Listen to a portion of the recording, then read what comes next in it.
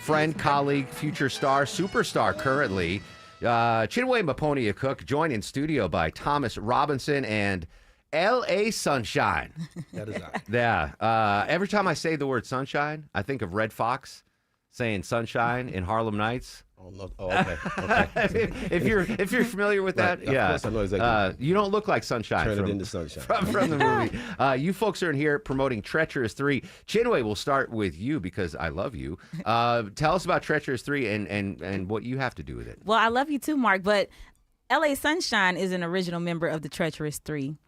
And we're going to talk about that in our play From the Ashes, the musical. Okay. And so it's about the birth of hip-hop and in the South Bronx and Little Vietnam, as it was called, and the poverty that has stricken and the drugs and the lack of care for the city that spawned the most beautiful art form ever known to man. Thomas, you're the writer. How did this come to play form?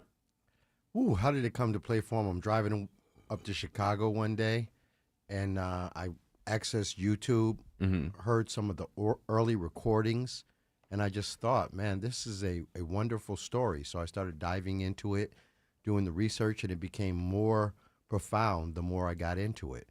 The sociological conditions that existed at the time that these youth decided to create their own space for expression, for belonging, and then how it rose through their competitive spirit, you know what I mean, and discipline and dedication to an art form that they were developing.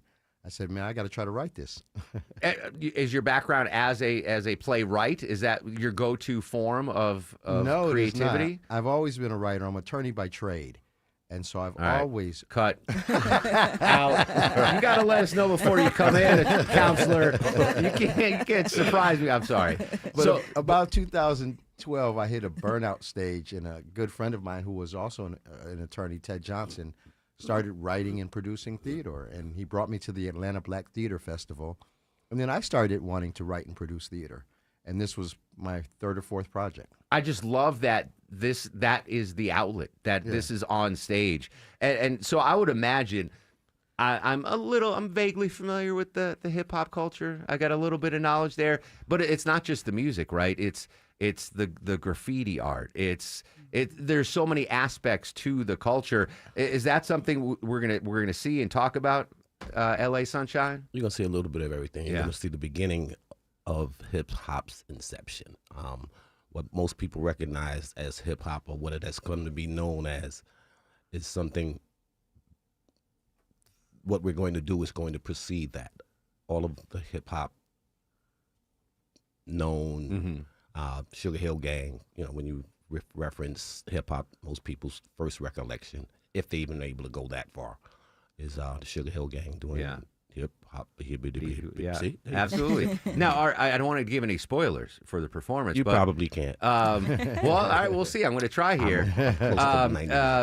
I'm holding up a fake rendition of a block party flyer that has become a huge part of hip hop history. Give me some. Are we gonna see? That's where we're going to. From the Come on, Nice. Come on now. Nice. Come on now. A few jams. Yeah. Now, different I was jams. 6, so I did not attend the block party, but I know its historical influence. You know, as the what it's great to me is because you're going back, 50 some odd years to the origin of this. Exactly. We lived this, right? We don't have this for. Beethoven threw a block party, and that's what kicked off.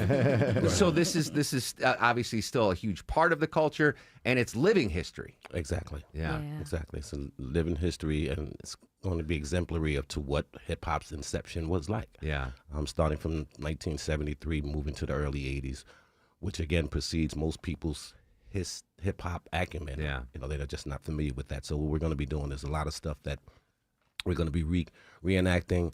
A lot of things that took place prior to it becoming the global dominant genre of music. That it is All right, now. so I don't want to throw shade, but your opinions on the state of hip hop in 2026? No comment. That silence Counselor? was loud. I don't want to throw shade either. So Is that a leading question? Am I harassing the witness? I went from a 15-year-old kid in Springfield, Massachusetts, that embraced these tapes that were coming out of New Oh yeah, York. the mixtapes. Yeah. Okay, To you a did father of 5 that refused to let my children listen to hip hop. Really? To someone who is one of its greatest enthusiasts and appreciators of what it is. And it was created as an expression of our youth. Mm-hmm. It continues to be an expression of our youth. We may not like what our youth are expressing, but we really need to address it, and we need to also pull their coat on its inner essence and its beauty. It was founded on 4 principles: peace, love, unity, and having fun. The participants in that generation called each other kings and queens. Mm-hmm. And so while they struggled through the period of gang violence and drugs and so forth, as we do today, they had a space that was a little different for hip hop than people see it as today. One of the beauties of my experience with this play is I've been able to connect some of the younger generation of artists with the original generation of artists like L.A. Sunshine and Charlie Chase. That should be taught in schools. It really Don't get me should. started No, on it that. really Just should. to recap, growing up in Springfield, up the horrific strip of pavement that is I-91. We'll get into that later. But my parents actually embraced it because they recognized the samples from music Wow. that they listened to. There you So go. my mom would be like, what?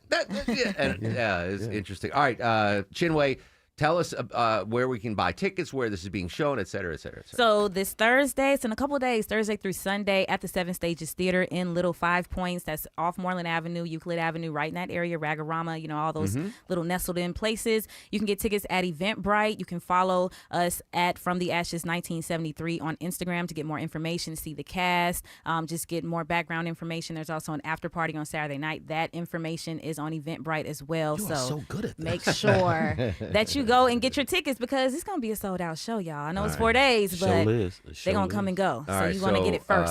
I'll be on the list for the after party on Saturday. Absolutely. All You right. come meet some of the originators. Yeah. I would love to. Yeah, I mean, this Chinwe, this Bring is, your flyer. this is You're your- going to get this is me for sure. So great to see you. Best You of luck. too. Thank Congratulations. And I'll post all this info on Thanks for the my time, social man. media, and I'll Appreciate retweet or repost whatever Chinwe does. Great stuff.